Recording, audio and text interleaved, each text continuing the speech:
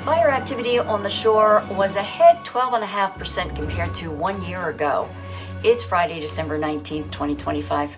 I'm Kimberly Barton, broker owner of Kinetic Realty, your go-to real estate resource in Maryland.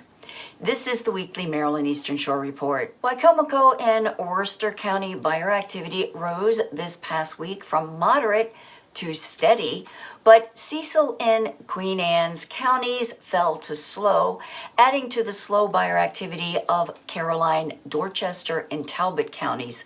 Kent County has the least buyer activity. The time to contract rose by 8 days to 56 days, so inventory on the market remains 19.5% higher than last year at this same time, and the median list price is down 14.9% from last year. This week, homes available for sale fell to 2,054 units from last week at a median list price of $391,700. 76 homes will be coming to the market at a median $392,800. Fewer homes went under contract this report at only 119 homes and in 40 days at a median list price of $349,900. 128 homes sold in 26 days at 96.6% and a median $395,000. Homes for lease are up this week to 157 units at a median $2,100 per month. Got questions about your specific circumstances?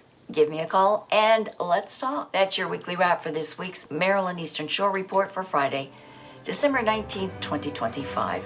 Thanks so much for tuning in. Enjoy your weekend. I'll see you next week. Take care.